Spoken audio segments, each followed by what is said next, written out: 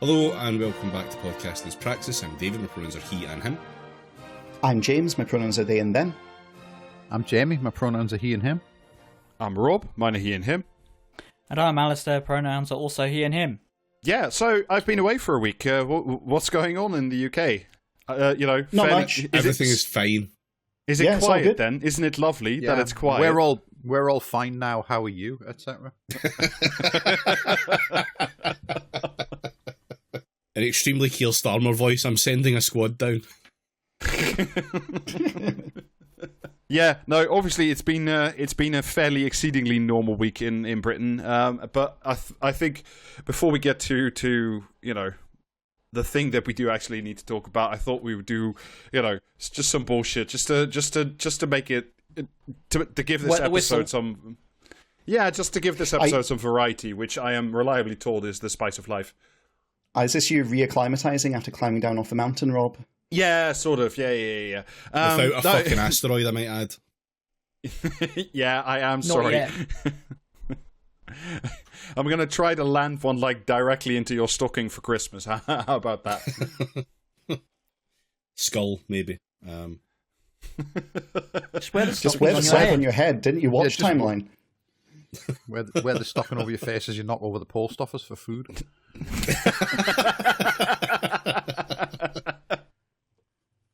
I thought that's what Vauxhall Astras were for.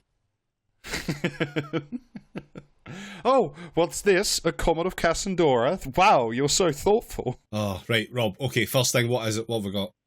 I wanted to talk a little bit about something that I thought was dead, but of course wasn't dead, but is now dying again, and that is Bitcoin. Buy the dip. Yeah. Buy the dip. That's what I'm hearing. This is financial advice, this podcast. Buy the dip. Buy bananas. Buy everything. No, do it now. No. But if you're not a premium listener, then erase any references to bananas from your little mind. Yeah, you wouldn't know where to get the good ones anyway. That's true. You might just go out and buy Cavendish like some sort of idiot. If you want to know a lot more about a particular fruit, then you're going to need to subscribe, I'm afraid. Yeah, it's one banana. What could it cost? A $5 on patreon.com/praxiscast. Yeah, where you now get two bonus episodes a month. Apart from, And on patreon.com/praxiscast, you don't get any ads, by the way. Yeah. So, hope the fucking Patreon listeners right now are enjoying this bit. I saw a fucking picture of a banana on Twitter that was like $13, and it's like, Jessica Water underestimated it. What times we are living in. There was the best of times and the blurst of times. Yeah, 100%. No, but it is once again the blurst of times for your average Bitcoin maniac because the market's blurst.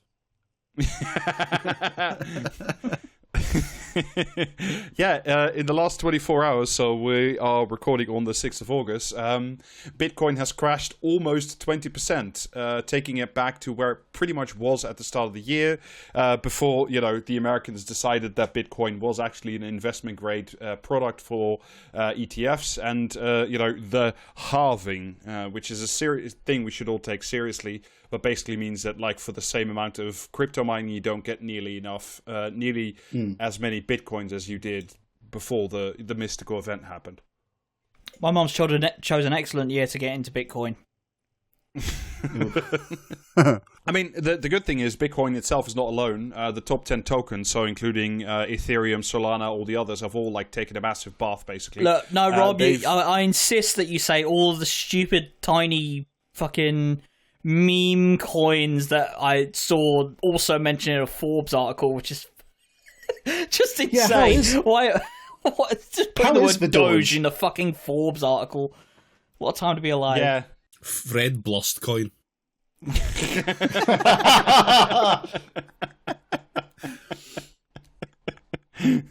It's the coin with the frosted tips.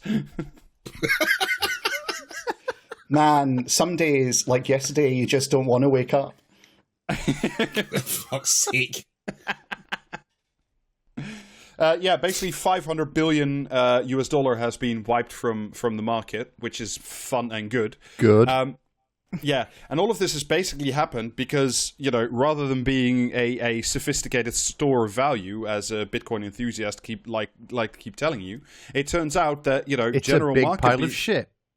Yeah, and also it's an extremely speculative asset. So, like, when the general stock market starts taking a shit, the first thing that everybody does is sell their fucking Bitcoin because, it's not a real thing. It's not a store of value. It's not money. It's just a speculative bubble, and everybody hates speculative bubbles.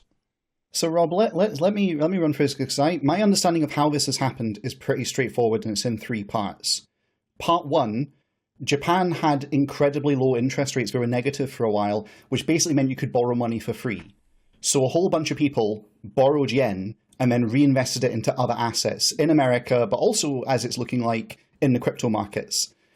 Then Japan just recently, guess when, raised their interest rates, which meant that suddenly the borrowing wasn't free, which meant that everyone who had done this trick of you take money from Japan and invest it elsewhere in order to gain the higher interest from places with higher interest rate as a loaner, you then take that out and then pay off what your initial kind of withdrawal from Japan, which crashed the Japanese market in passing by, like, I think 15%, wasn't it? And also tanked crypto.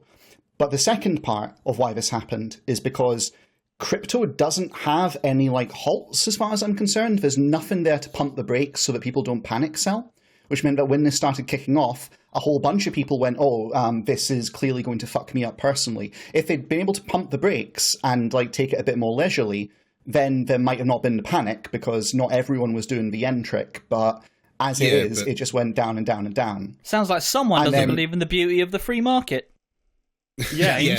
Brakes are actually the tyranny of the state. Yeah. I mean, actually, James, you're almost right. Actually, the first step was that the investors, about 24 hours ago, had a call to adventure, but then they refused it.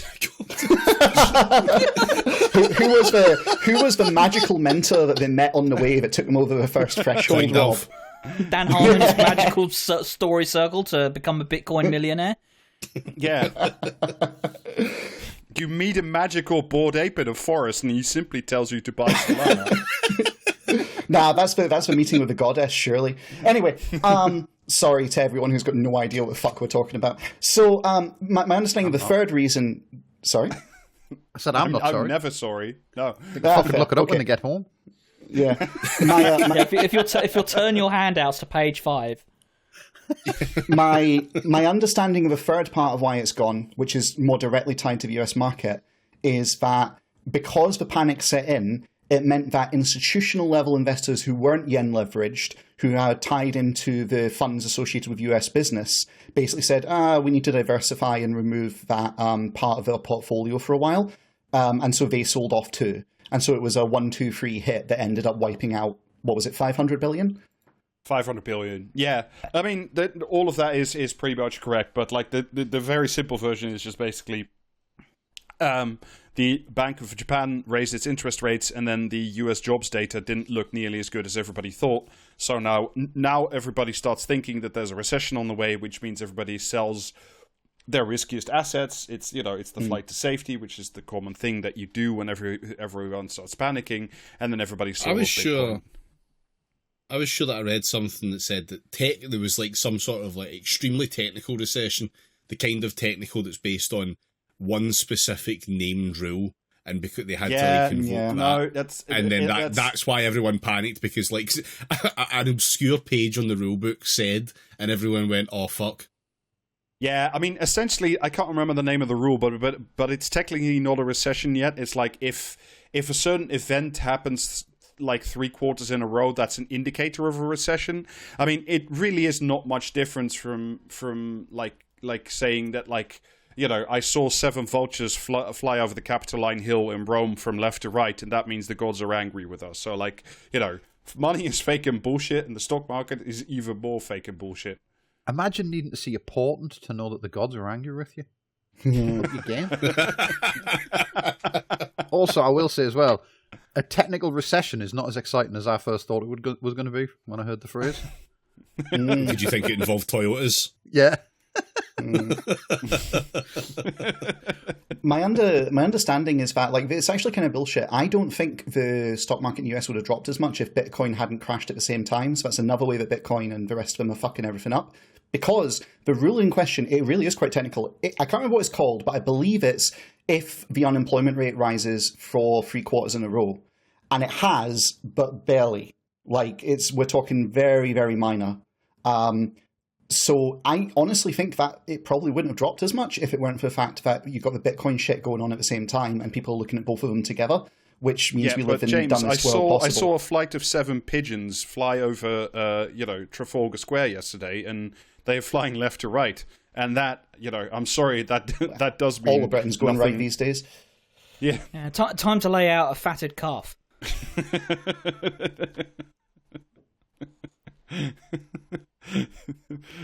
Yeah, time to get some golden tablets. Glad Rob enjoyed that.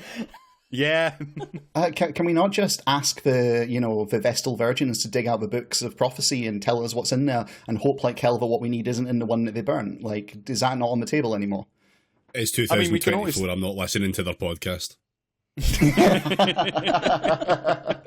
Vesta cast straight from the earth. I like that actually. I mean, out of sort of it, just to make sure, like we could always bury Elon Musk with a jug of water and a loaf of stale bread and just bury him alive. I'm sorry, he's definitely he would immediately be convicted because he's definitely not a virgin. So yeah, sure, let's do it. No, that was actually the punishment for defiling the virgin, not for being the virgin. That's a slightly they did it. No, they did it to the virgin. Because welcome to podcasting into the recast. Look, when not in Rome, I don't know. Anyway, funny as like all the funny as the classics are. Fuck's sake. No, the sad thing about all this is like, even though Bitcoin like took a bath of about like 20-25% today, it's still about 3.5 times the price of what it was when it was like really low, when Sam Bankman-Fried got arrested and all that shit went down in the winter of 2022. So like, man, we're not I remember when Bitcoin was $300. Yeah. What a time. Yeah, that was a great time to buy the dip. Yeah. I think the dip meaning something else. Yeah, it's those sprinkles you get. Like if you go like if your local ice cream parlor is still open, you should like go out now and buy like 5 kilos worth of sprinkles because those suckers can only go up. I think there's a like a fucking lost in translation element there, like because I've never heard sprinkles referred to as dip. Yeah, unless you're putting like fucking backy on your fucking ice cream, which I wouldn't rule out. Like, you know what I mean? Yeah. Europe being fucking like completely swamped with perverts and everything. a Dutch treat for the kids at the beach. Do you mean dipping the ice cream cone into the sprinkles? Is that how you guys do it, rather than sprinkling it on? Well, like you can do both. Suggests? Like, I'm not a purist as this is as far as this is concerned. But yeah, whomst among us has not, sat on the beach at Chevening and enjoyed a delicious, vanilla and Gauloise. That's how I was raised as a child. The next evolution of smoking a pancake is a waffle cone dipped in nicotine. I'll just cut out the middleman and put vape juice over it, yeah. Asking the ice cream man for monkey's lung.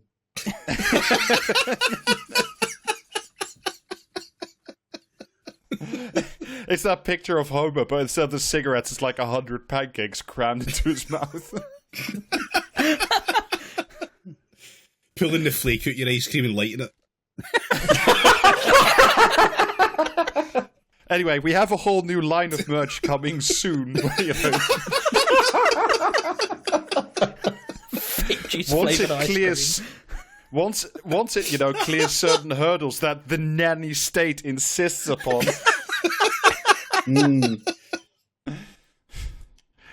Honestly, you can't even start a business in Britain anymore. What the fuck is going on? Rachel Reeves, call me. I have an idea to revitalize Britain.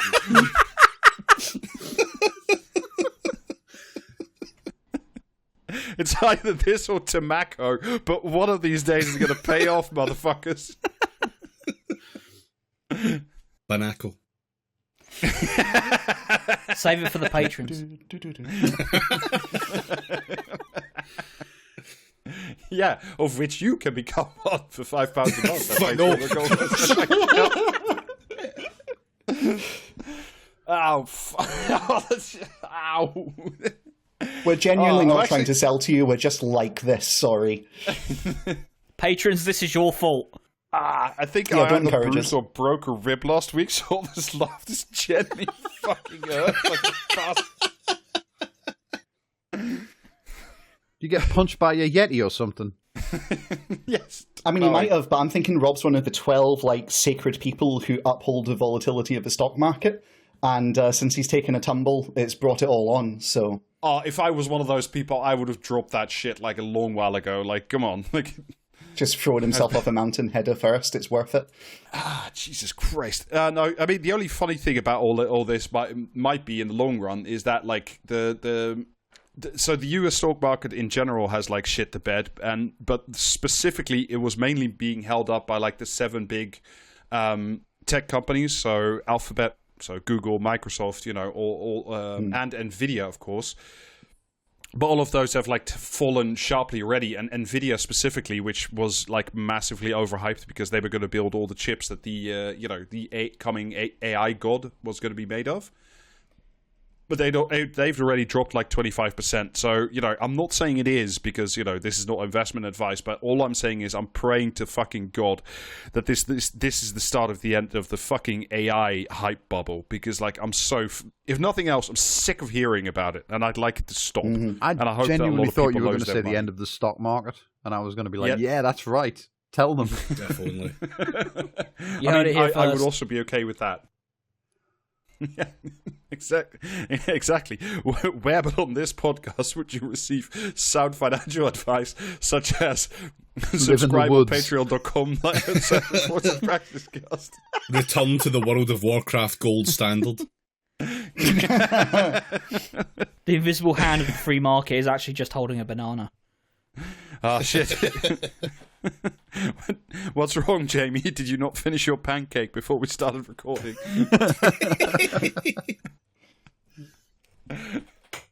Just crushing up a rocket lolly and sprinkling it into my roll up. I wonder what sort of weird lung conditions you get from smoking pancakes. Listener, write in. You heard of black lung, get ready for sugar lung. Oh no, he's only got weeks. He's got stage 6 maple. It's very unfortunate. Stick a fucking tap at him and get that fucking maple syrup out. Yeah,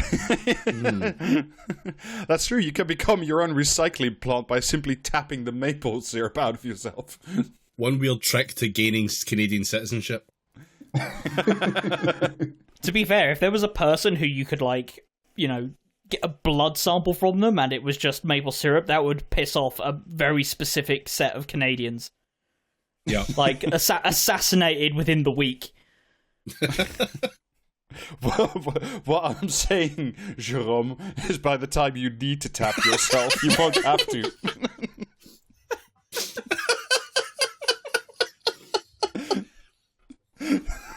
Ow, fuck. Ow. Revenge de le Québécois. We've got a very audible, fucking indicator for just how well the jokes are landing.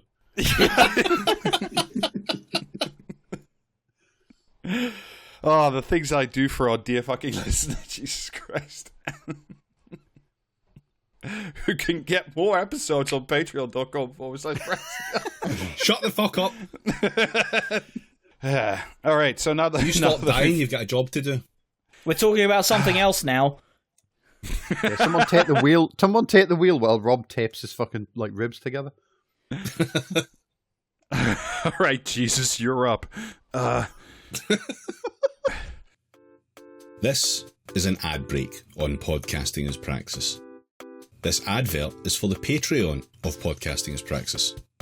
On the Patreon of Podcasting as Praxis, you will get at least 2 monthly bonus episodes of Podcasting as Praxis, where we discuss lots of topics, including new types of guy, celestial boondoggles, monetising whale shit, and, reluctantly, Scott Paul.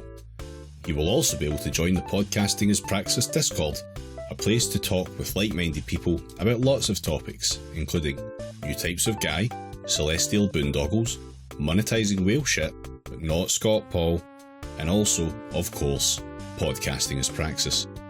If that isn't enough Podcasting as Praxis for you, the Discord also includes a bonus channel where we post the bits that don't make the final cut of the episodes.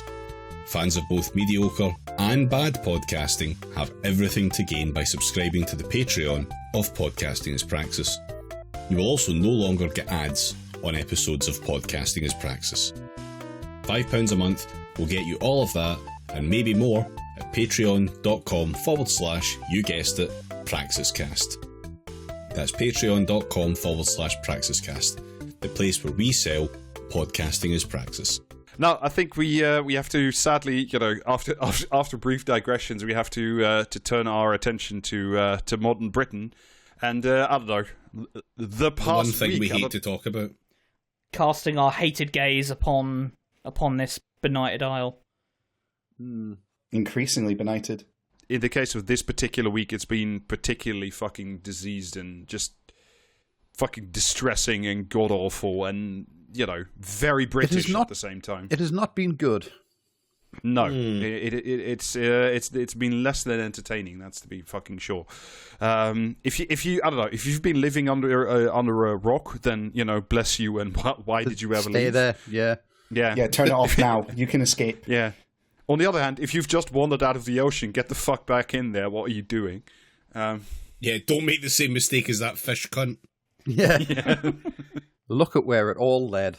If you didn't know, basically a couple of days ago there was a genuinely horrific assault on a summer daycare camp in Southport, and 3 small children died and a number of others were injured.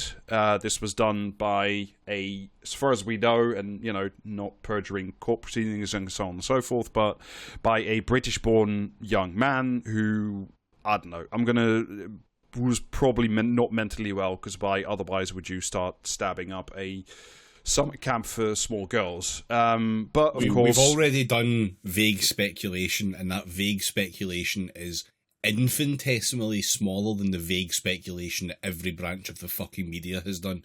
Because holy shit.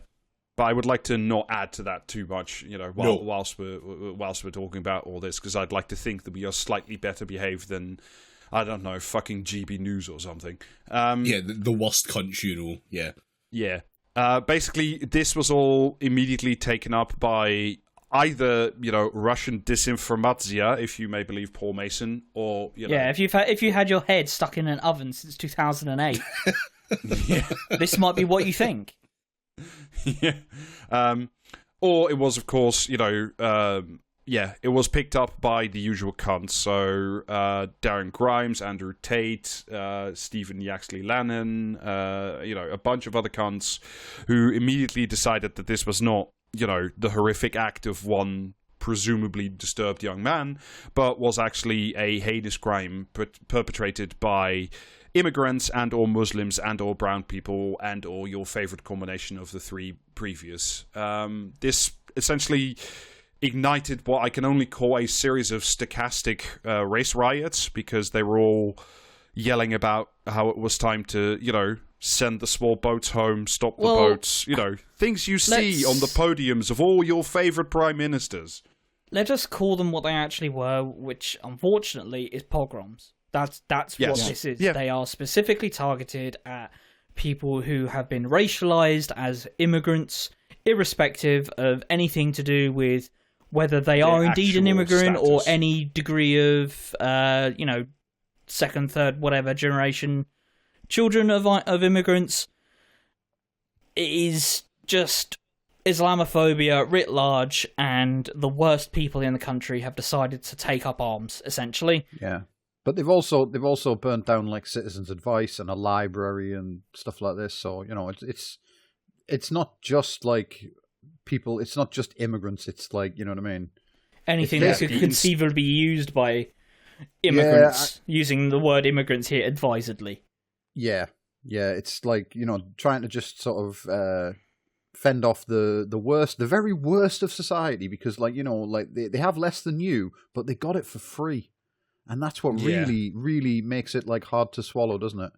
Just fucking. It's all for my money. It's all landlords, I reckon. Like, do you know what I mean? When you said, Rob, at the start that it's stochastic terrorism, I mean, yes, a significant portion of it is, but not just. I mean, we're in a situation where there's been active coordination that's been leaked now from various WhatsApp groups, which are quite large and are run by Fash, with ties to Tommy Robinson, and that gets into a very deep rabbit hole of Tommy Robinson's backers and people paying his legal costs.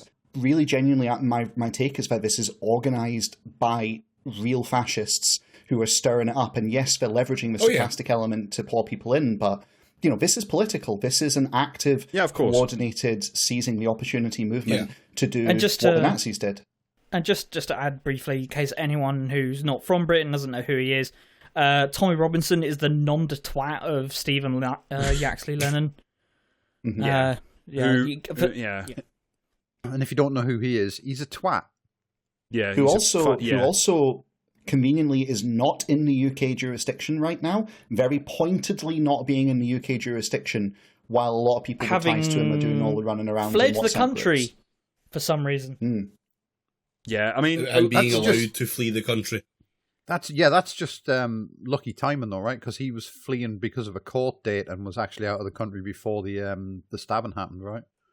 Just before. I don't know the timeline. I mean, I mean, among Jamie already mentioned like. But what I will say on the subject of him fleeing to avoid a court date, the fucking police stopped him at the Eurostar on the night before his court date, and then let him go. Yeah, they gave him a choice of I'll come back and face it, or like it'll be worse or some shite, was the fucking way it was framed, and he chose, well, it can't be worse if I'm not fucking here, can it? And he left. Yeah, fuck. So good job with the cops. So rather than issue a fucking a warrant for him, I think they gave him until like the end of September or something to turn up of his own volition. Jesus fucking Christ! Well, I mean, like, I want to talk a bit more about like the actions of the police or the inactions of the police and what they're all proposing to do next. Yes. Tackling anti-fascists to the ground and kneeling on them for their own safety. Yeah. Or doing the same in an airport while while kicking the shit out of people. But yeah, like one of the worst. The Jamie already mentioned the library and the Citizens Advice Bureau, which was fucking like just disgusting behavior. But I think, I don't know, the one of the worst things for me was in Rotherham, where they set fire to a hotel where they were temporarily housing either migrants or people who were seeking asylum, but people who had very legitimate reasons to be where they were, and who were not harming anyone. They literally blocked the fire exits and then set fire to the fucking building, which is undeniably you're trying to kill people while you're doing. Was this the? Are you talking about? Because there were two hotels, as far as I know, that this happened at. And there were two, and I think it was the one in Rotherham, but I can't. Yeah. I don't know off the top of my head. Yeah, it's the one in Rotherham. Was the one that was mentioned in Parliament by one of the new intakes of Labour MPs. Yeah, like last week. Yeah, like just before before the riot started. She was saying how the people of Rotherham wanted their hotel back. Yeah, because they use it all the time, being from Rotherham. Yeah, and then weirdly, 3 days later, oh, you know what I mean? It's disgraceful what these people are trying to do. I wonder what could possibly have contributed to the atmosphere that led them to do that. We'll never know. Yeah, no. Well, we will simply have to assume that these people are just savage beasts who, without provocation, one day decided to do something. I mean, elementary chaos theory tells us. Yeah, but enough about MPs. Well, not for now. But here's, if you're wondering how specifically that attack on the hotel Rotherham was covered, here is an article from the Guardian today. From the Guardian. This is not the Times of the Telegraph. Quote: Some felt asylum seekers, who were teenagers in some cases, had antagonized the baying rioters outside by appearing in windows and making what they said, they assuming I mean the baying rioters, were offensive gestures. They claimed they had seen asylum seekers with weapons, though the Guardian understands that these were most likely poles from the wardrobes and crutches that one man used to walk. That's the Guardian writing there, by the way. Yeah.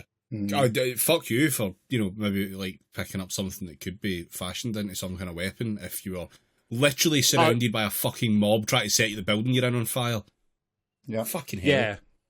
Yeah. It's yes, maybe they set your place of residence on fire first, but you seeking to, defend two wrongs your life. Do not make a right.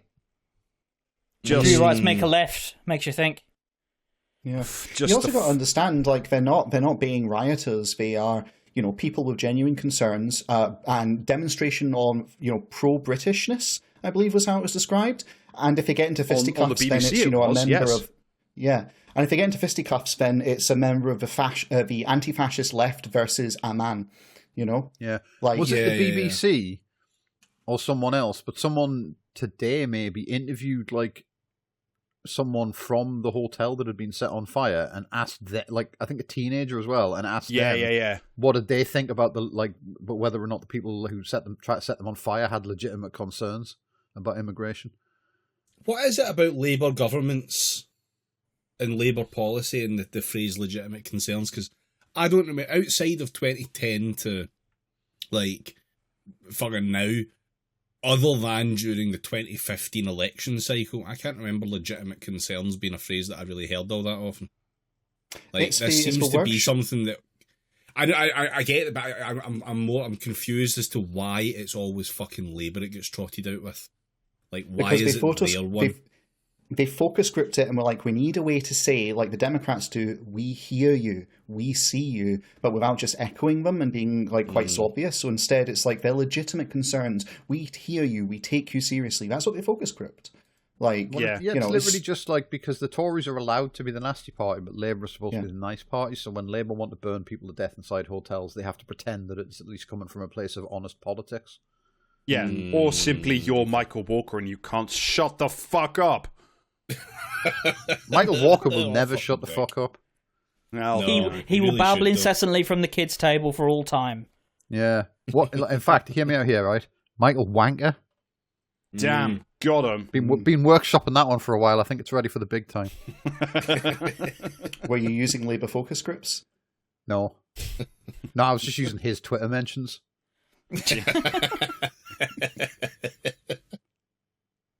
Yeah, top tip, if you would never want to hear from Michael Wanker again, that's a very short way to do that. Yeah.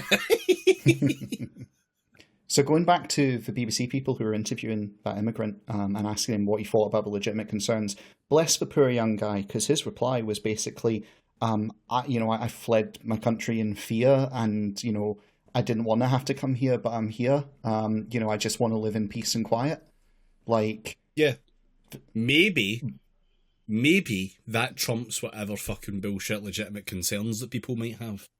Yeah. Like, also, they're not legitimate concerns. No. They are. I've been told they're very legitimate, like fully legitimate. Nothing but legitimate. I genuinely think you not right now and not in the UK, but I think that there are ways to talk about immigration and how to handle it that are not just pure dog whistling and racism and just codes for fucking pogroms. But and yes, you should be able to have that debate, but not now and not while these people are on the street. And while these people are on the street and trying to kill people, they are not legitimate concerns. They are fucking attempted murderers, and they should be treated as such. They should be fucking spat upon. Yeah, there's only one debate to be had, and it's how exactly do you implement safe routes? Like, that's the debate to be had. Any other debates about should we take people? Like, don't give a fuck, shut up. Like, that's you're doing cover for racists still immediately. It's not even a question of like the it's not just a case of like the only legitimate debate to have is how do we make safe routes. It's also like these people with legitimate concerns, they are not the slightest bit interested in discussing things like provision of language classes and provision of translation services. No, and because social they don't support. Want that. They don't want the fucking integration. They genuinely don't want it to happen because it weakens any argument they think they have. Yeah, so fuck them. They're definitely not legitimate concerns in any way, shape, or form. And like Rob says, if we had this discussion if you open this door now, it further legitimizes what is fundamentally illegitimate. I don't care what the rhetoric says. These are racist, fascist thugs. They're organized. They want to see innocent people Don't killed. forget ethno-nationalists. These people want an ethno-state. Yep. They are white supremacists and want a white supremacist state to varying degrees.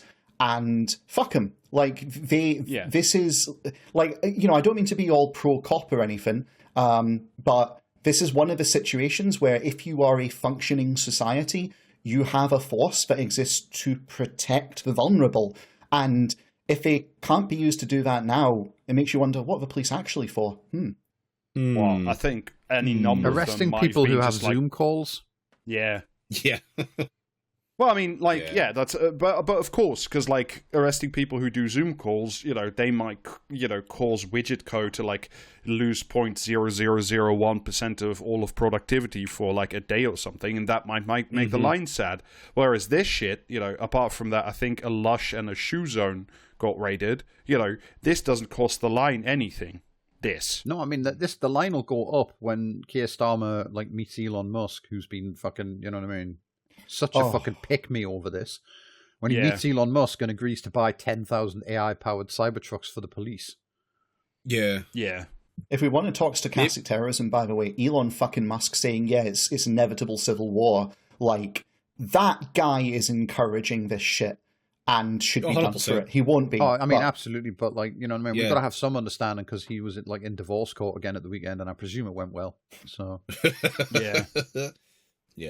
I'm sure the apartheid guy will have sound opinions about what's going on just now, and we should all listen to them and take them to heart.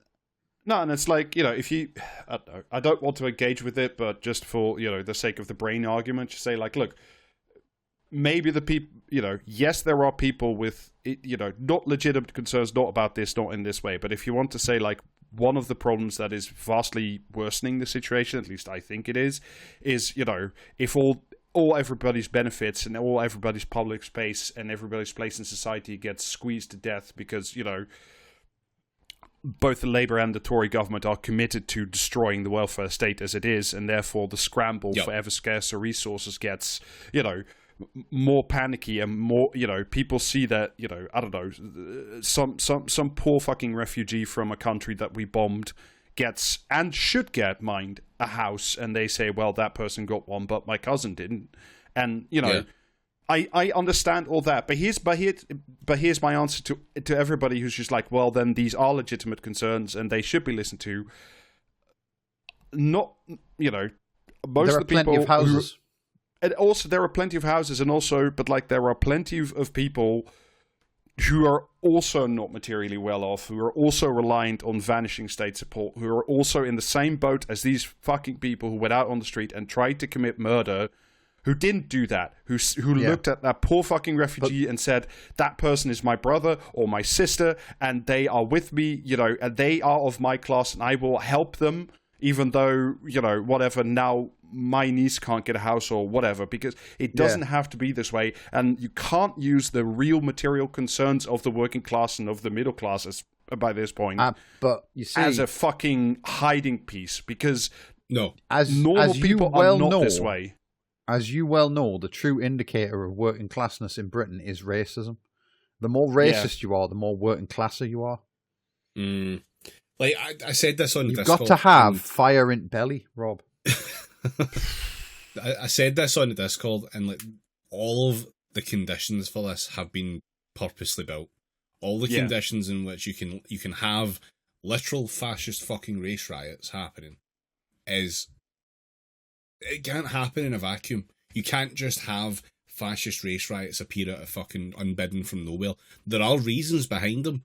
And it turns out that the reasons are actually incredibly material and incredibly social, and the government has levers to pull that adjust both of those things, and it has been doing so in a very specific way for the last, 50 years or so. Like, it's a thing that they do on purpose to create this environment that we all live in. We're not living in this environment by accident. Yeah, to stop you from asking genuine questions about why your life is so shit. Yeah. Like, and they just never see like this shit coming. It's like with Brexit, where everyone was like, "Oh, I can't believe the country voted for Brexit," and it's like, really, you can't believe that you spent like that the papers and the government and everyone spent like 40 or 50 years telling the entire country that like their life was shit because of straight bananas, and then then gave them an opportunity to vote out the straight banana menace, and they took it, and you're all like, "What the fuck? Why would these peasants like go against their interests like this?" It's like, I don't know.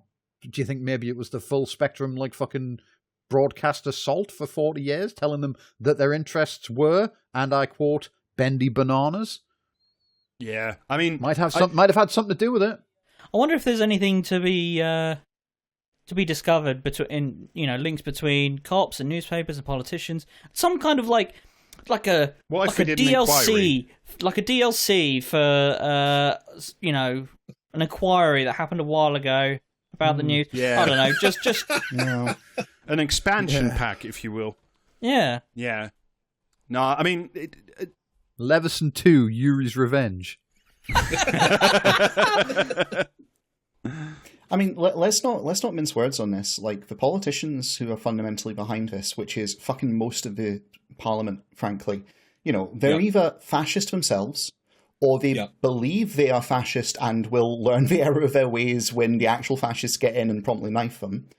Or they're racist and believe that they're just beyond consequences, and so they're happy for it to go down.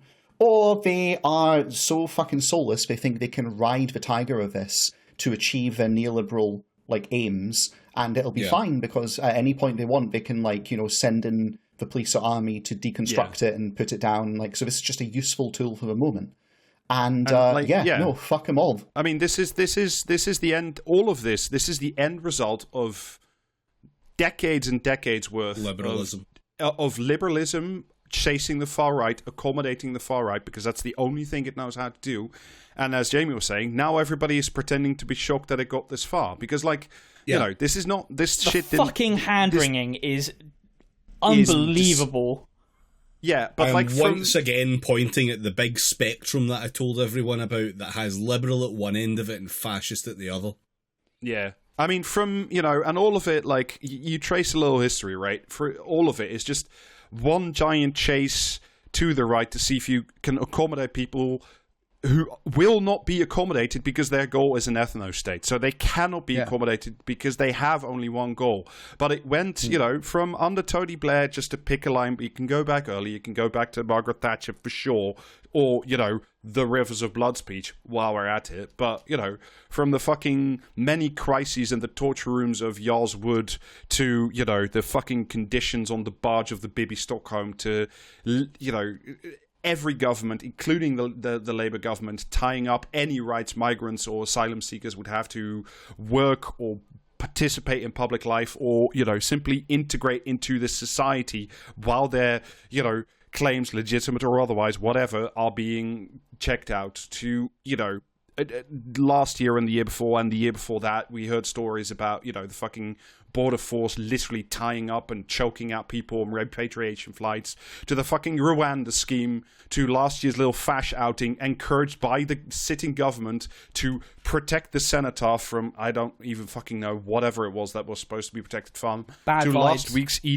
EDL march, not organised by Nigel Farage, certainly not, but, hint, hint, wink, wink, yes, I do think the Western life is under threat. There is an entire long fucking history that the entire ruling class of Britain, with a few rare fucking exceptions, has engaged in, if not actively promoted.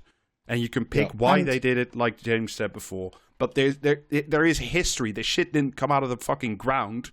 The groundwork was laid by polite, smiling people in suits who just thought, you know what? It's easier to toss brown people overboard than for me to face the systemic fucking problems in this society. Yeah. It's disgusting.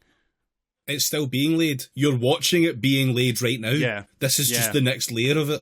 I was just going to say, Keir Starmer, one of the things he's done in response to this is announced that they're going to lower net migration or something.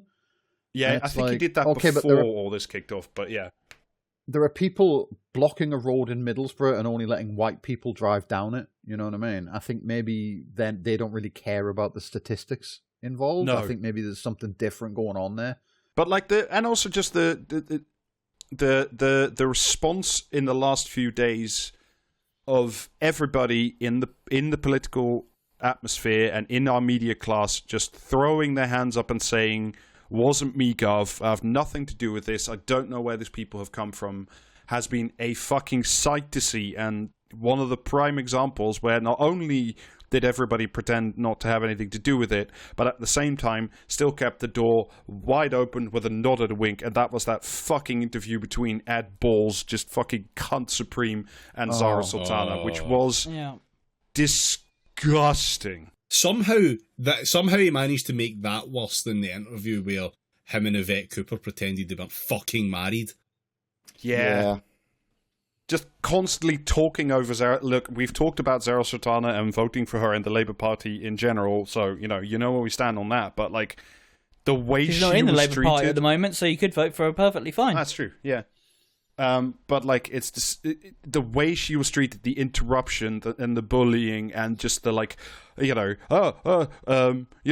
Starmer said far right thuggery. Why is it important? They says Islamophobia. Why is that important? It's like, because if you don't name the groups that these people are specifically after, why do you think that they fucking defaced a Muslim graveyard? There's a reason they did that. Mm-hmm. Mm-hmm. Yeah, but you can't name it because then some people might have to answer some fucking questions as to what they were doing, blowing all those dog whistles for all these fucking decades. And if you're a foreign listener and you don't know what an Ed Balls is, try to picture like a 57-year-old geography teacher shitting himself on national television. That's basically like what happened. You know what I mean? Yeah. So there's a I think it's question time, but it might not be. It might be a different sort of setting. But basically, Akala takes Tommy Robinson, who's in the crowd, to task, explaining that's an old clip, but it's really which good. Which is so illustrative of so racism being a top-down, not bottom-up, thing in society. So, based on race science of the 18th and 19th centuries, it is always and has always been like this. It has never been something that has originated from working class communities. It is something that is essentially imposed upon them by the blaring megaphone of the fucking news media and political elite. Yeah. So, material with an eye. Yeah. I highly recommend. I highly recommend anyone who hasn't seen that to look it up. By the way, because it's fucking beautiful. It's really good.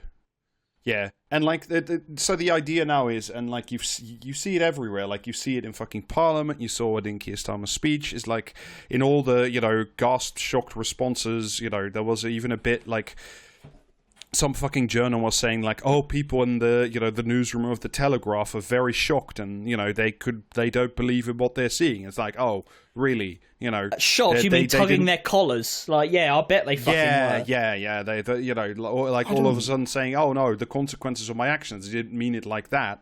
I mean, because this is the line, right? This is what you're seeing now is they're trying to, especially the Labour Party, because there was a piece in Bloomberg that we're not going to get to for this week, but they essentially said like the new hero voter, or the voter that the Labour Party is chasing for the last election and for the foreseeable future, is young, leave voting, with a family, owns a house. Dino. So yeah, it's Dino, but like what they're doing is, because I'm not saying all Dinos, but some of them. I am. They're trying to thread that line where they have to condemn this, but they can't actually go as far as they should.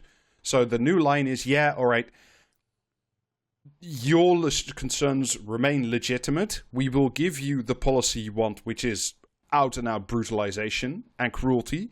We can give you that. We will. You have to have some patience. Not that we could ever give you enough cruelty to satisfy your actual bloodlust, but whatever. But the thing is, and this is the important bit, you need to behave about it. You can't go into the street and set things on fire and, like, pillage a lush. You have to do it nicely, like that fucking piece of shit the Archbishop of Canterbury said. You know, the fucking EDL should do a peaceful protest march because that will achieve more. Jesus is going to fuck that guy up one day. I can't fucking wait. Just... Like, some of these guys, I believe, they're so lib-brained that they think, oh no, can't you just restate what you want more politely? Like, I can believe that. But when we come to, like, the Telegraph writers and others who are like, oh, not like this... I don't think they're tugging their collars and worrying about consequences. I think them and the MPs, the majority of MPs, do not give a fuck. They do not care.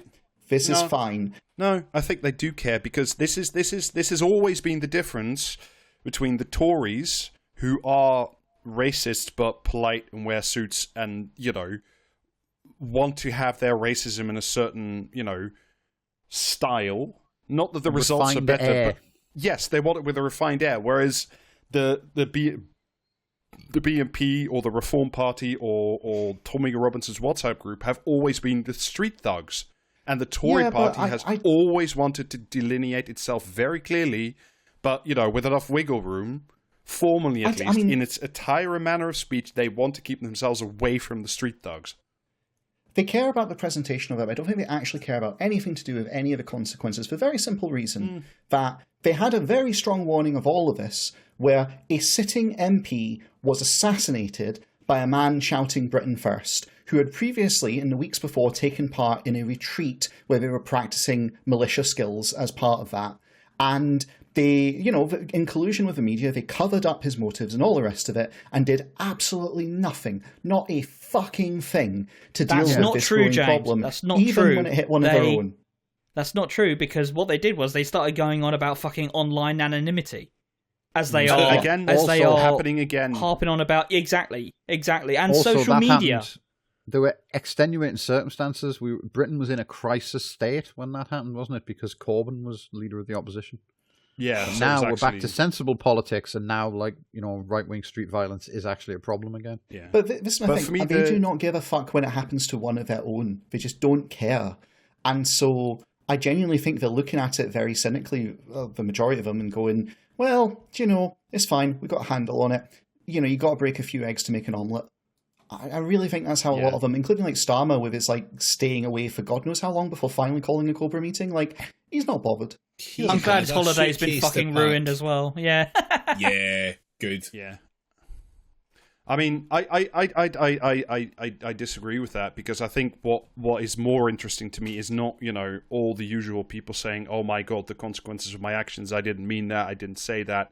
Why are you looking at me all funny right now? What I find much more interesting is that there's now a news segment, and that's more like on the Tory right wing, because for me, who are actually not doing the, this has gone too far, you must return to the discourse. So someone like Isabel Oakeshott is pretty much just doing fucking Radio Rwanda shit at this point. She's just out there saying, actually, no, these concerns are legitimate and people should riot, until they have the white ethno-state. There was the current sitting, as far as I know, he still hasn't been sacked, Shadow Secretary for Wales, a guy called Byron Davies, who went on Twitter to say, but Labour blocked the Rwanda bill 130 plus times. Of course it is justified. By it, what they mean. There was also, by the way, which was... Go on. There was also, by the way, which was even more, too incredible, because police and crime commissioners are fucking useless hood ornaments on the state built of racism, but, for someone who's normally the head of the Hampshire police constabularies or whatever the fuck it is, I'm going to read you a little bit. There's a woman named Donna Jones. She put out a one-page statement about the recent goings-on, which was afterwards swiftly deleted and denied, but not, before we all had copies. These are 2 paragraphs. I'm going to read you to them. While the devastating attacks in Southport on Tuesday were a catalyst, the commonality among the protest groups appeared to be focused on 3 key areas: the desire to protect Britain's sovereignty, the need to uphold British values, and, in order to do this, stop illegal immigration. The growth of feeling across the country has mirrored, to a lesser extent, the rebellion to illegal immigration that has played out across France over the last 12 months. How about you go fuck yourself? The government must acknowledge that what is causing this civil unrest in order to prevent it. Arresting people or creating violent disorder units is treating the symptom and not the cause. The question these people want answering: what is the government's solution to mass uncontrolled immigration? How are the new Labour government going to uphold and build on British values? This is the challenge facing Starmer's government, and it is biting quickly. Right, okay. So, first off, when was Britain's sovereignty fucking threatened in any of this? Like, I don't recall anything in Southport happening that was a threat to British sovereignty. Well, I don't know, but my dog was the seems king there? wide awake all of a sudden. Like, Yeah, the king was British there and he looked values- at me. Yeah.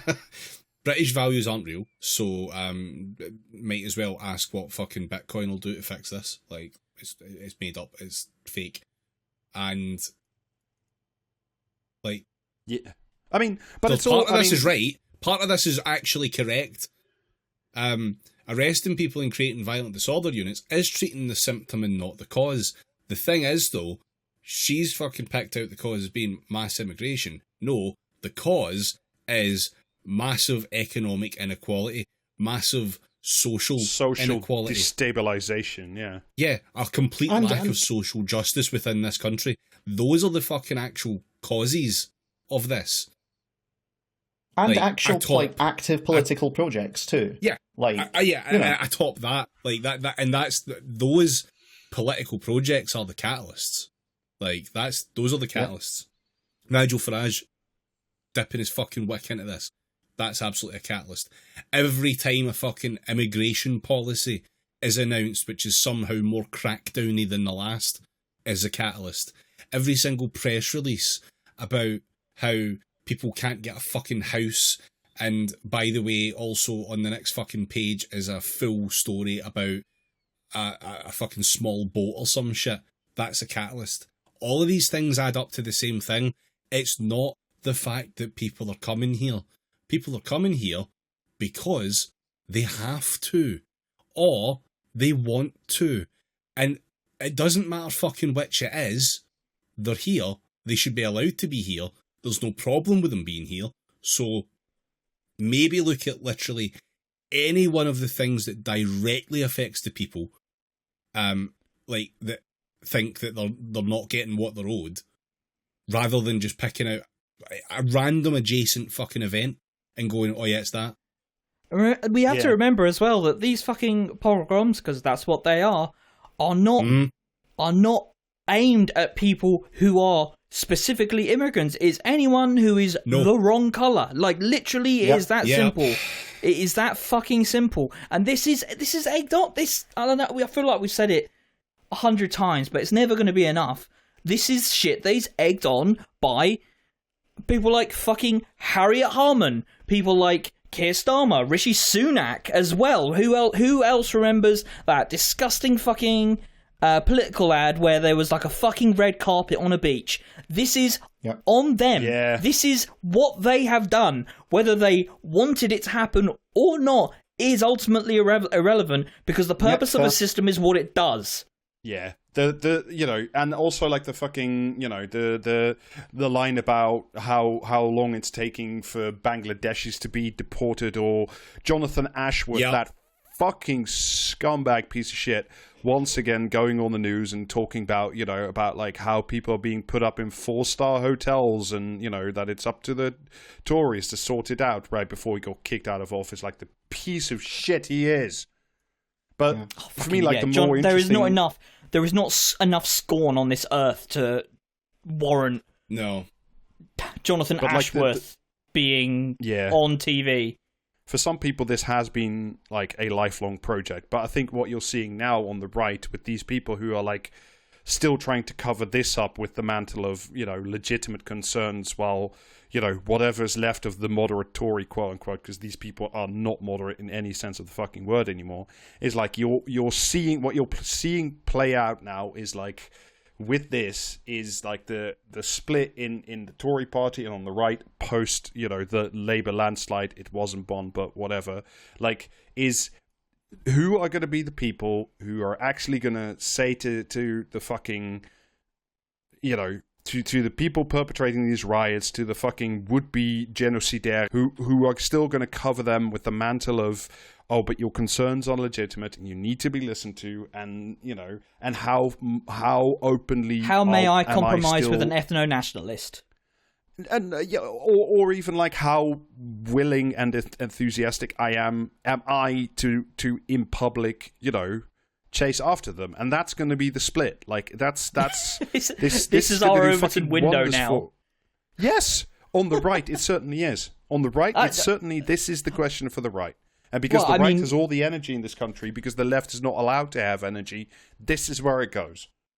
So yeah, but so what we've seen from Labour is they keep trying to thread this line about like how far can you go? Because like for one, and they clearly got the memo because they all started using the exact same phrase, which is right-wing thuggery. No other words were allowed to be used. It's all the same thing. Fucking thuggery. Like, first off, pick a term without fucking, race connotations behind it. Yeah. It's not maybe not the best fucking choice for literal fucking race pogroms occurring. And secondly, when a normal person uses the word fucking thuggery, like, be even slightly fucking relatable to people. Call it fucking, just call it riots. Maybe don't call them right wing as well. Maybe call them fascists. Like, David, this literally is anything to describe what is going on. They are relating to the common man because they've all had their brains replaced by a copy of The Sun, circa 2009. Yeah.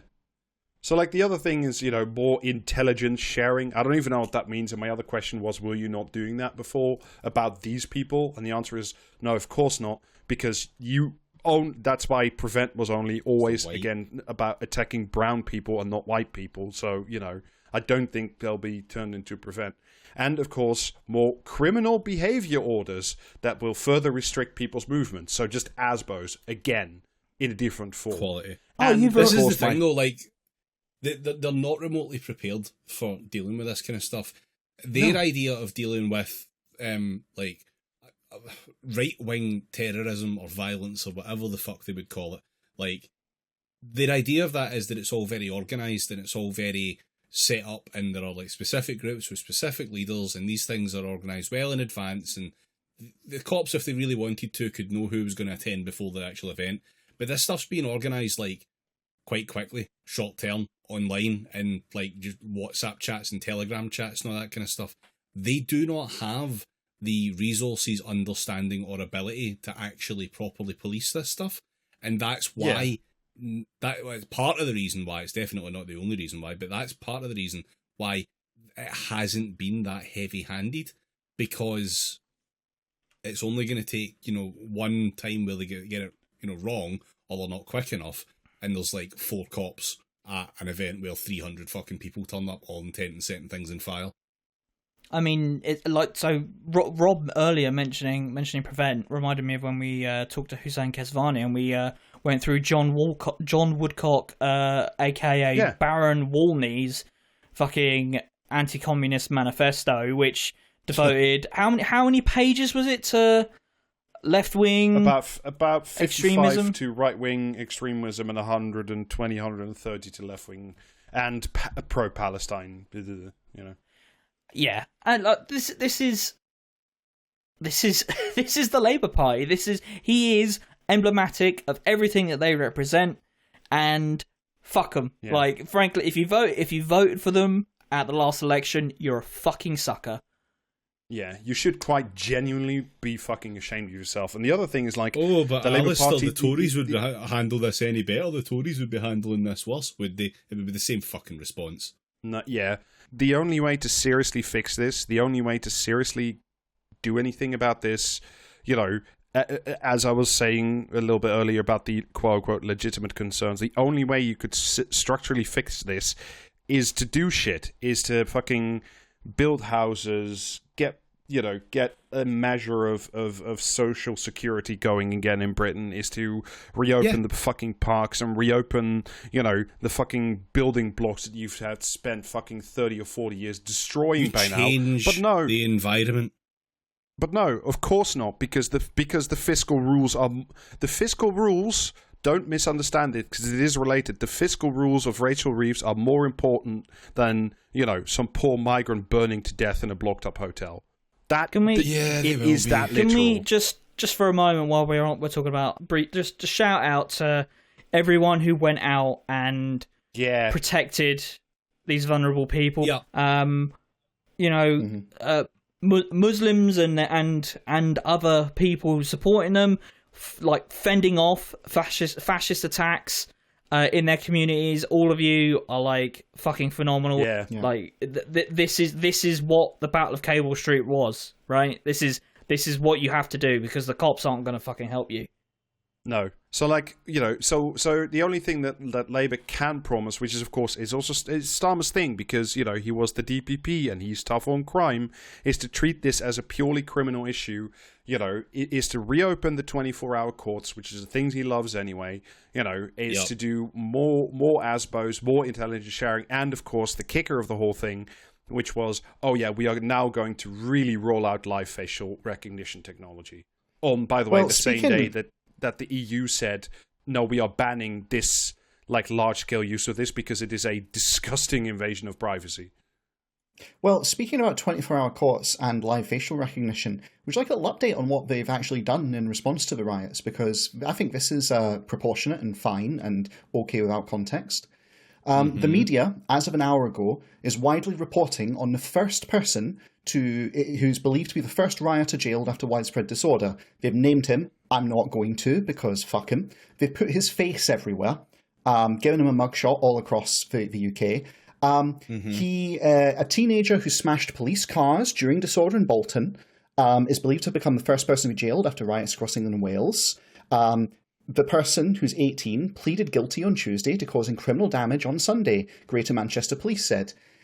He was sentenced to 2 months imprisonment in Manchester Magistrates Court, the force added. 2 whole months. 5 years for Zoom call, everyone. Yep, 5 years for a Zoom call. They've also pointed out, and they have a mugshot of a bald guy, by the way, which just fits, who is grinning, he is smiling, who has been given a 12-month community order because the police found he had cocaine when they stopped him during the riots. So yeah. I'm sure it was in the fucking air when these guys were on the streets. Fucking hell. Yeah. But that's how they're starting out. They're starting out by saying, 2 months. 2 months in prison for smashing up a police car. Yeah. That's fine. They're saying one more thing, though. This was a tweet today by Shabana Mahmood, the new Justice Secretary. The first bit's the important bit. It doesn't matter who you are or what you are protesting. If you turn up in a mask with a weapon intent on causing disorder, you will face the full force of the law.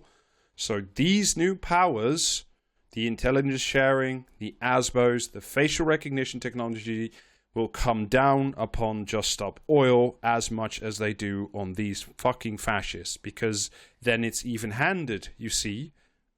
It doesn't matter who you are or what you're protesting. If you are doing something that doesn't fit in the opinion pages of The Guardian, then you are not allowed to protest. You have a Zoom call where you talk about blocking the M25 or whatever it was. You talk about doing a thing which is just holding up traffic for a bit, and you get 5 fucking years. You actually go out and you hold up traffic, stopping anyone who isn't white, and you smash up a police car, and you block a fucking ambulance or fire, brigade vehicle coming through. You do all of this. You do all of this, and you get what? You smash up a police car, you get 2 fucking months for actually doing something. And I bet you none of the fucking stochastic terrorists who are actually encouraging people to do these protests are going to be hit with serious time whatsoever. Because it wasn't the M25. One of two of them will be, because they need to, make an example. So they'll find... And they also need to make the point that, we're doing something. Yeah, I want these people to be convicted. I want them to go to prison. I would like them to be in there for 4 or 5 years, to be sure. but it'll be a handful and only the most egregious morons that they can find. So like for me, like I wanna start like moving towards the article read, but like I just have like one final thought on this is like in all of this, and certainly in Labour's response and the government's response, what you're seeing is the underlying problem, which is the decline of British society, which is, you know, the effects of which are being blamed upon, you know, migrants and asylum seekers. That blame game must continue because it's far too useful, because otherwise people would start asking far more serious questions about the people who normally represent them. So that will be allowed to fester. The legitimate concerns will be allowed to exist in, you know, the media space and in the online space and the discourse space, because you have to talk about that as the real concern of the British people. That's the only way. And what I find incredibly dangerous is like what they're doing now with the ASBOs and the facial recognition technology and all that stuff is they are building ever more tools for any actual fasc. I hope not, but should it come to power, should reform ever, you know, make it through the doors, they will have ready-made for them by the nominal Social Democrats all the judicial powers and all the technological tools they will need to do genuinely horrific fucking shit. And at that point too, there will be an article saying in The Guardian, well, that's not nice, that's not polite, and it'll be far too fucking late. Because that's where this heads unless a real alternative is found. And quite frankly, we've been talking about it for a while. You, the listener, and us, the people on the podcast, we could do a hell of a lot worse than the next time these fucking bald cunts turn up is to be on the other side. Gee, David, why did you keep talking against the Labour Party for so long? They've not gone after the left, really. None of that seems to have happened. I wonder fucking why. Like, this is why I've been saying they are the biggest fucking danger to any actual left-wing progress happening in this fucking country, because the only direction it goes is towards fucking buses headed to football stadiums. Fuck's sake.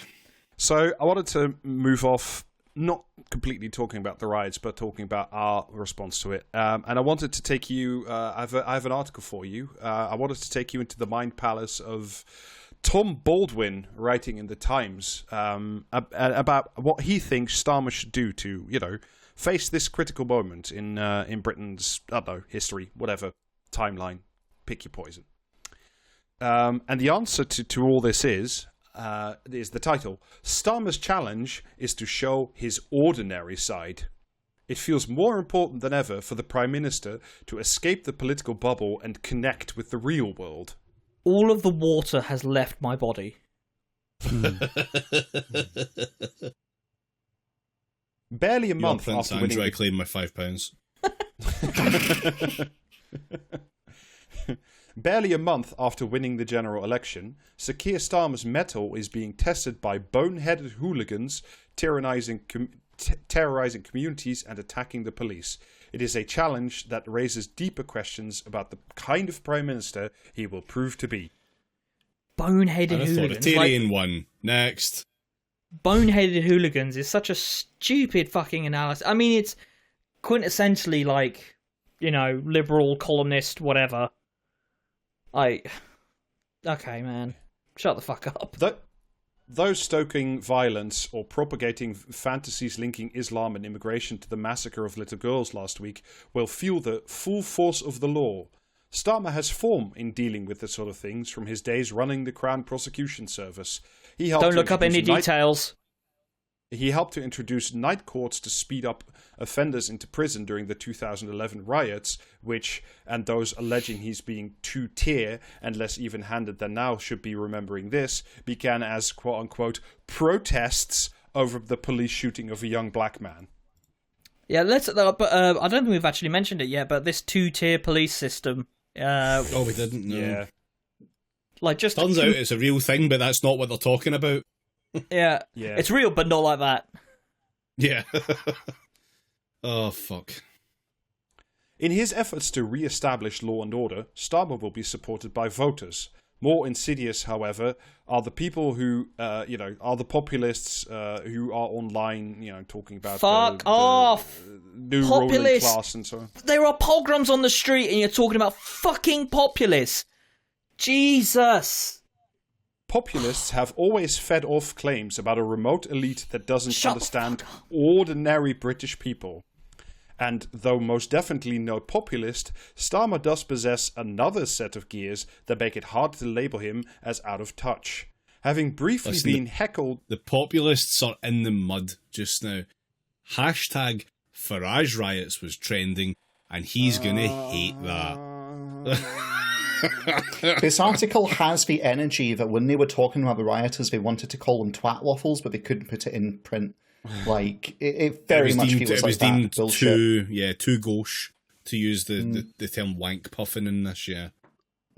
Having been briefly heckled in Southport last week, he told me, I get when people look at a visiting politician and think we do the bare minimum necessary before buggering off again.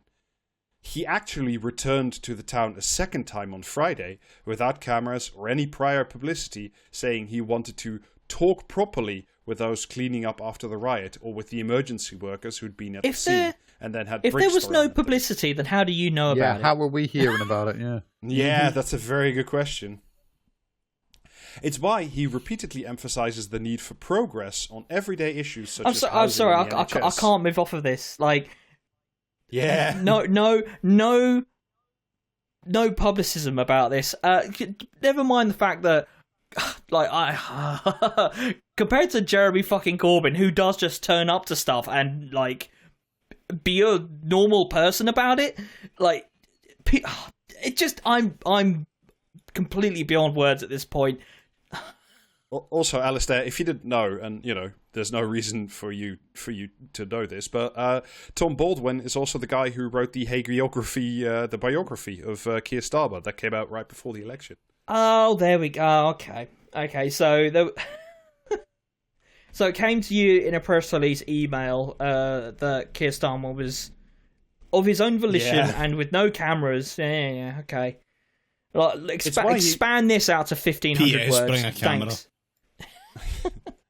It's why he repeatedly emphasizes the need for progress on everyday issues such as housing and the NHS, rather than just managing problems better or philosophizing about big ideas. Quote, is that progress with a capital P? I'm sorry, I'm gonna have to get up and like slam my head in a door for like 5 minutes so I can fully comprehend you're the going to be in the stupidity angry of this. tone for a little bit. And my fucking work laptop's going off. This is not a good evening. I know the populists are waiting in the wings with their easy answers and their snake oil, says Charmer. Your easy answers Starmer. are just to curb immigration, a thing which A, you would never do, not because you don't like it, but because it makes the number happy, and is the only reason that you have ever even considered it. Otherwise you would be fully shooting those fucking boats out of the ocean. You prick. We can beat them by delivering change. But that's why you just had your is that change Chancellor full say stop? that there's no money for any It's the change. change that needs changing and the change that he will bring about. Is that change full stop? Yes. Fucking Just hell. delivering change, Wow. period, done. Unlike politicians who locate themselves in ideology or grandiose visions, Starmer's values seem to be derived from the clutter of real life, which he contrasts with the weird one he has now. Incredible. I'm beside myself at how angry I am at this drivel. Alistair had as a full-on I out-of-body am going experience. to become the kite man. Even as high walls develop him, Starmer has been doing his stubborn best to keep some channels open to the outside world. He was fucking off on holiday until 10 minutes ago. Parliament hasn't been recalled. Normal people like holidays. Yeah. Actually, They can't afford them. But yeah. Actually, Alistair, he's even more normal. A couple of Saturdays ago... Sorry, this is how he relates to the average man by not being able to go on holiday. Yeah, well, in that sense, he is literally like that fucking woman from the New Statesman whose reaction to an election being called was saying, "I have flight tickets." So, yeah. A couple of Saturdays ago, he slipped off to a pub to meet a pair of old friends he made long before he became MP in 2015. So not that long ago. A certain delivery driver. On the way, he asked if they could pick him up a reheatable curry from the supermarket, adding, "I'll pay you from when I get there," because you see, he still eats curry. And, you know, he plays 8-a-side football with the same old crew and has renewed his Arsenal This is season. what we spent... Go on, James.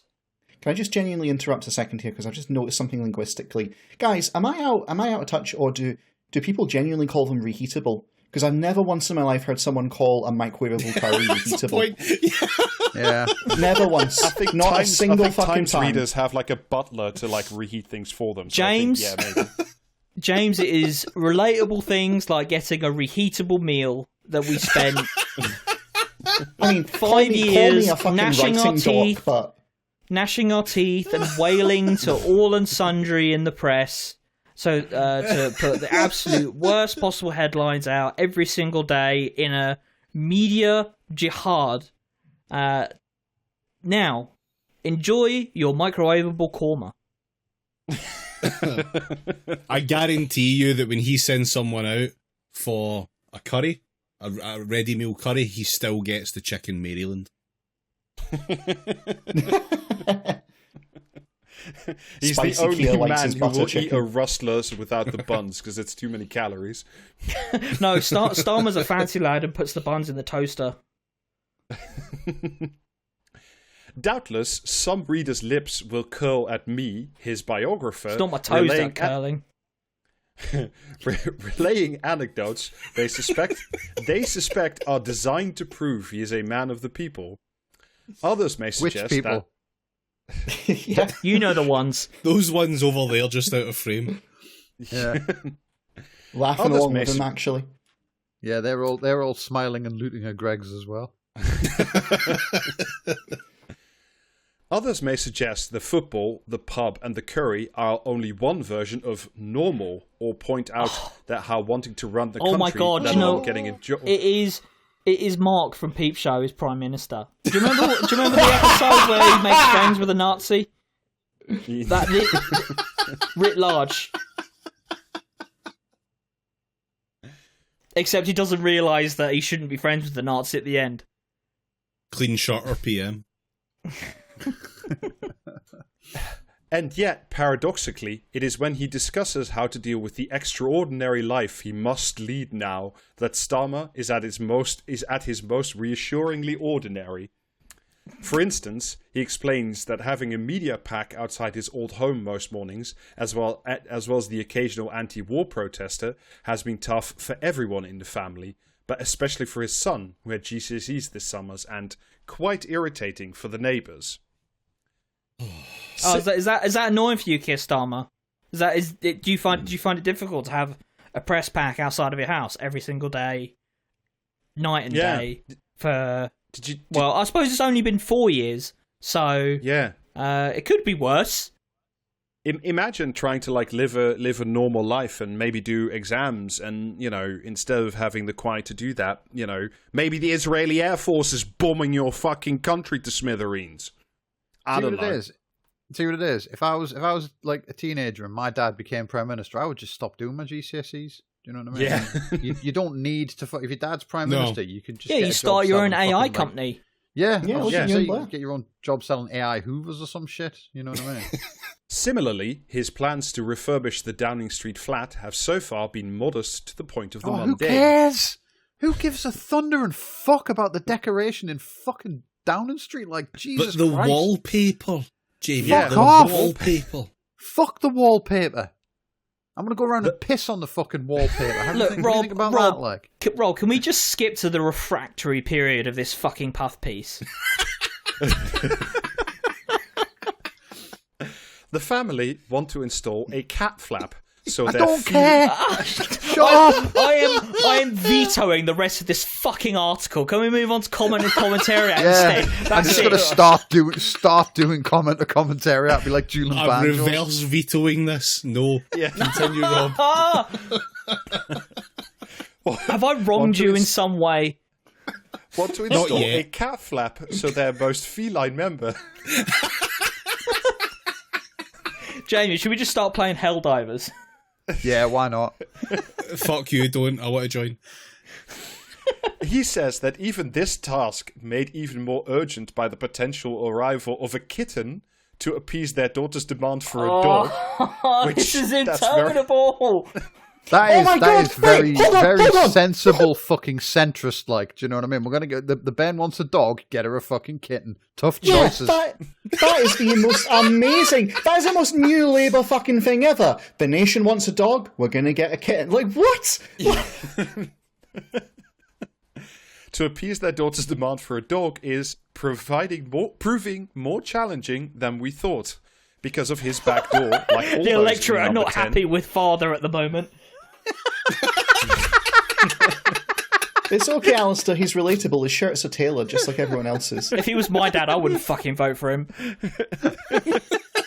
I'm just thinking of that fucking Simpsons bit now of he's cat now, but I had a dog.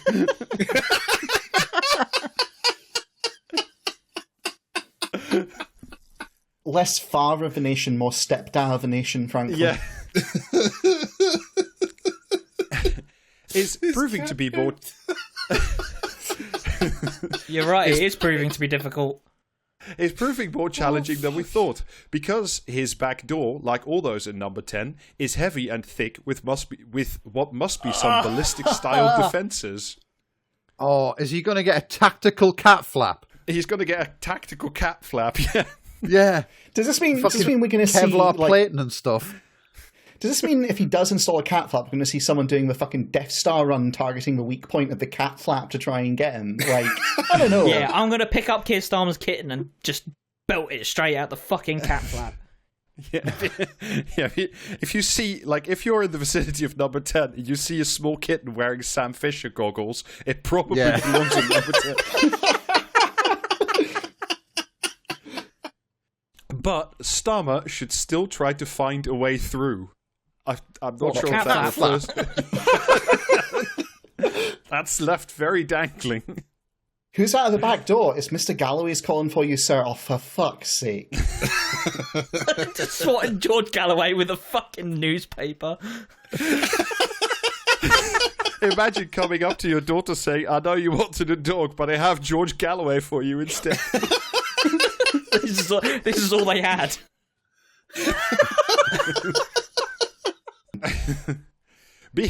Being able to break out of a political bubble and connect with the real world feels more important than ever right now, both for cats and this Prime Minister too. What the fuck is this article? What the goddamn fuck? What on earth is that? How the hell do you... Whoever's this? That is the worst fucking political writing I've heard. That's not even mixed metaphors. That's just... Wait. Can I Jesus. just remind you that this is an article about how he's supposed to deal with the ongoing pogroms? Yeah. Yeah, it's to talk about his fucking armoured cat flap. This is your brain on liberalism. File not found. I would simply relate to my voters and tell them about how my pet needs to be delivered by Thunderhawk. I see you appear to be. I see you appear to be holding non-white people up in the street. In many ways, my cat being unable to get through the cat flap is in a similar situation. This is how I relate to you, the common man. Now let me tell you an amusing story about my stay in a hotel that wasn't burned down, but whatever. You want controls on immigration. I have controls on cat entry. These are the same thing. Yeah, replacing the fucking White Cliffs of Dover with a giant armor-reinforced cat flap. Yeah, the national cat flap. We have a national credit card. Why not a national cat flap which controls immigration? equally Because insane. fuck you, so, that's why. yeah. Listen, if a big stupid door at the side of the island is good enough for the Thunderbirds, Yeah. I say put the RSPCA in charge of migration. The Lake District just sliding to one side so a massive rocket can get out.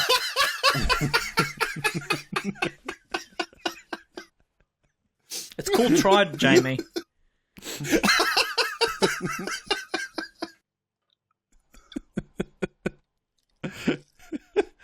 Now we know why they want the spaceports. They've got vital infrastructure to build. When we're talking about miniaturization of nuclear weapons, how mini are we really talking?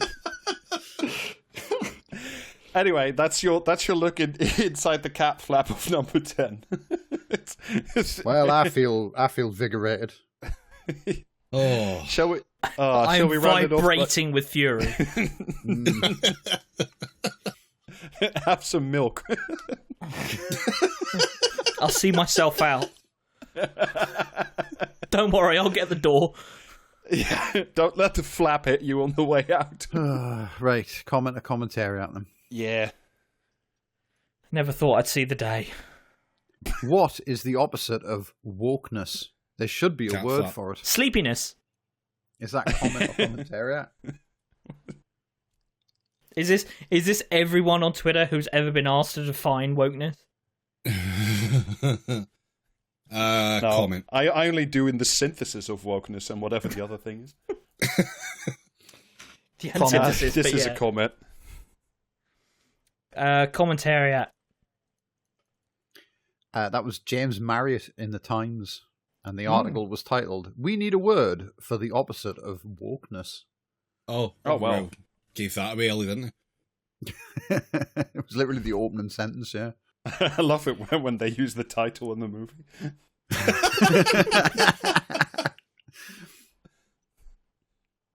Next to the bloody uprisings in Bangladesh and elsewhere, Uh-oh. the mostly performative confrontations with police across the north of England and elsewhere have been little more than handbags at chucking out time. Is Oh that my comment or God. commentary? Fuck me. Racist Vic Reeves. Go on down. Yeah, yeah. That's we have a name for that, Alistair, and that's Anne Widdecombe. Yeah, okay, yeah, that commentary at. Nailed on. I think it's commentary. Yeah. I don't want it to be, Commentariat. but it is. Yeah, that was Richard Littlejohn in the Daily Mail. Oh, Poisonous Yeah. diatribes by Tommy Robinson and Lawrence Fox play into the hands of their opponents on the left. Oh, Did he do put they? his own name in do there they because now? he signs it to the article itself, or Oh, fuck's sake. It's racism judo, where you use your opponent's strength against them. Yeah.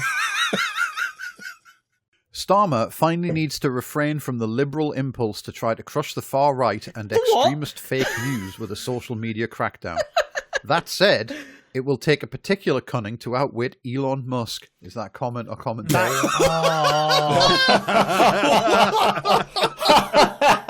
My head says Oh, that's comment, a but hard my one. heart says commentary at. yeah, I think it's comment, but it feels like the sort of Yeah. dipshit shit. You know what? I follow your heart. I'm going commentary.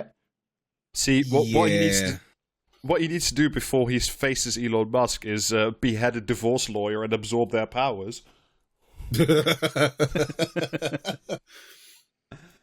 Yeah, that's commentary, I think. Comment. I'm going with comment. That was Sherelle Jacobs in the Telegraph. Oh, Centrism died with the riots. Starmer must discover his inner conservative. Embrace the beauty in your heart, Alistair. Holy shit. All right. The fabled far right in Britain consists of a few skinheads above a chip shop in Luton and a Buster Blood Vessel lookalike from Blackpool with a swastika tattoo above his left buttock. But there are just enough of them to take Tommy Robinson and former Detective Sergeant Hathaway from ITV's Lewis seriously. Is that comment or commentary? Commentary out. I'm going to say commentary at. The references make me think commentary. Is this some fucking ancient TV show reference again? Because I'm suspecting that makes it Richard Littlejohn again. Yeah, you're right. It's Richard Littlejohn again in the same column as before. We're on to you, I like how Littlejohn. he's a 2-for-1 deal. All right, last one. The Metropolitan-led Labour Party, the so-called Workers' Commentariat. Party, gives the impression that it holds the working classes in contempt. Is that comment or commentariat? Comment. I'm going with commentariat because if it's oops or commentariat, then I don't know. That just feels fitting. I think comment. Well, like 3/4 of you were fools because it was Richard Littlejohn again. A great deal from the reheatable takes aisle. Yeah. But yeah, it was all commentariat because fucked a lot of them, quite frankly. Yeah, well, it has been fucking Christmas for them, really, hasn't it? Fucked a lot of them is probably a good conclusion. The gall of Dick Littlejohn to fucking come out here and go like, well, I mean, the riots aren't that bad, actually. Have you seen how they do them in foreign lands? Oh, But also, yeah. the riots aren't bad because there's only 2 Nazis in Britain, and also, like the riots aren't bad because like it's Labour's fault for like hating the working class people.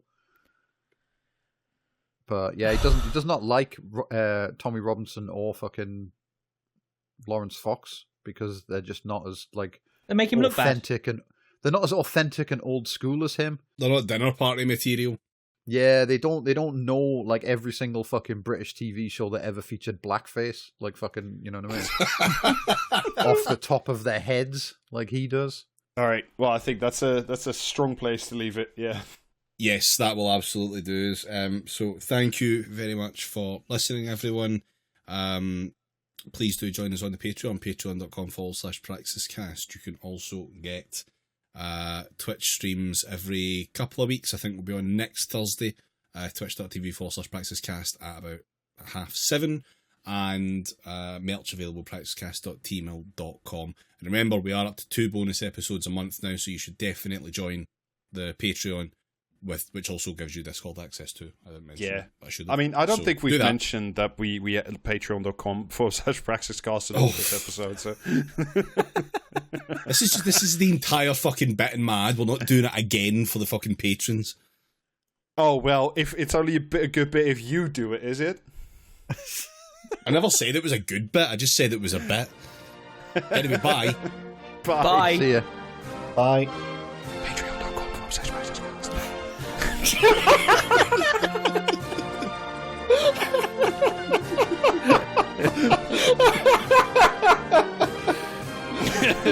Alright, we're gonna stop recording now.